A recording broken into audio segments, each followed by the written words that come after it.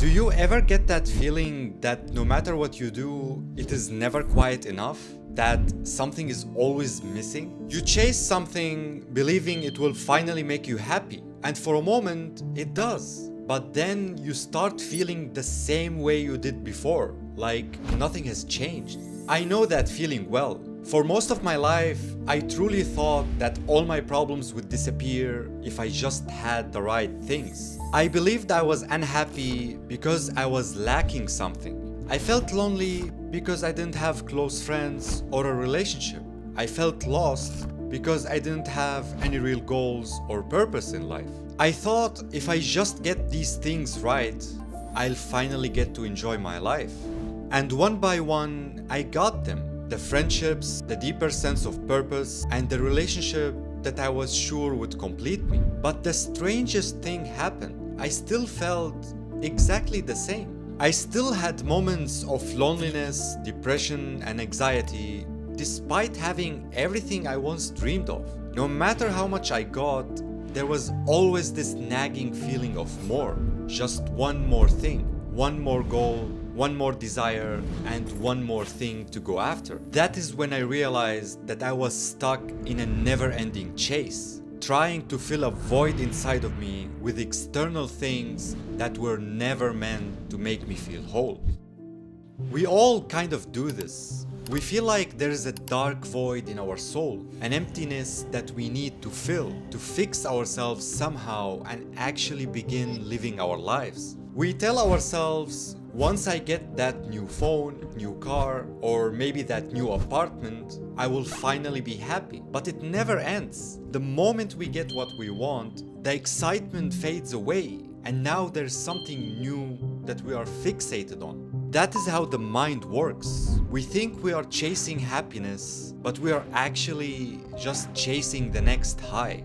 But why does it feel like there is always something missing in the first place? Why is there a void inside us that we can't seem to get rid of, no matter how much we achieve, buy, or experience? We feel this emptiness because we are always looking outside ourselves for something that can only be found inside. We believe that happiness, purpose, and fulfillment exist somewhere out there. And that keeps us living in a constant state of waiting for the next achievement, the next relationship, the next big moment that will finally make us complete. But the void isn't there because something is missing.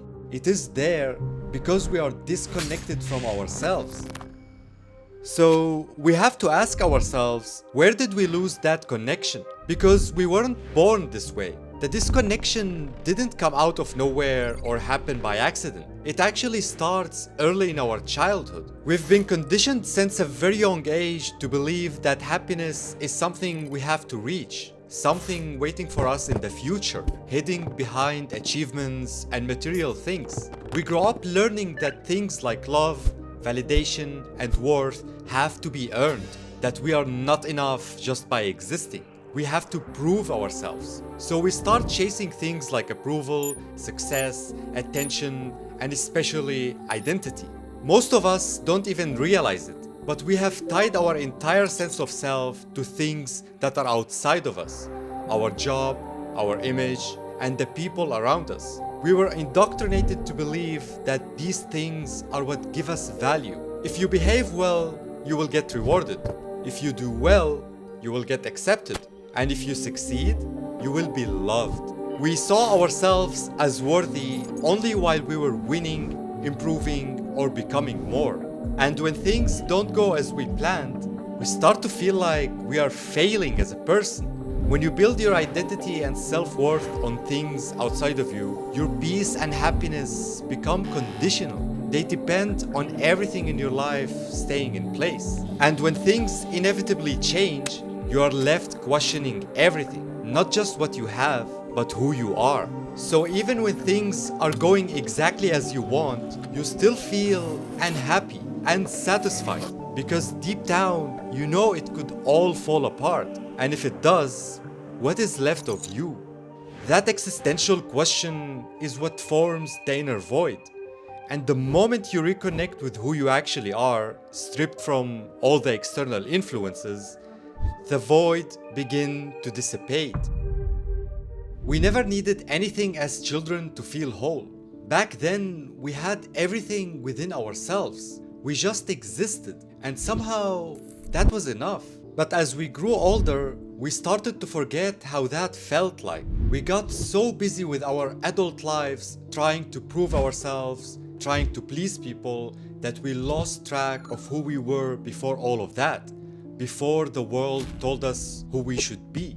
And now, many of us spend most of our lives trying to get back to that place, mistaking the ache we feel for a void or some emptiness, instead of recognizing it for what it truly is, a longing to reconnect. And even as we figure that out, we still keep searching outside of ourselves for answers that can only be found within. At least I know I do.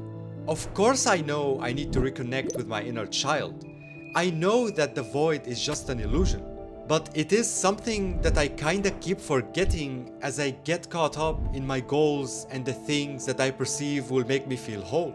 I'm still struggling with this, and I don't have a definite answer or solution to this struggle. I guess that's part of the human condition, this instinct to soothe ourselves with the external, to believe that the next thing will quiet the noise. And maybe we won't ever fully stop doing that. But what we can do is remember who we are whenever we get lost. Maybe that should be the goal. Not to have everything, but to return to ourselves as often as we can.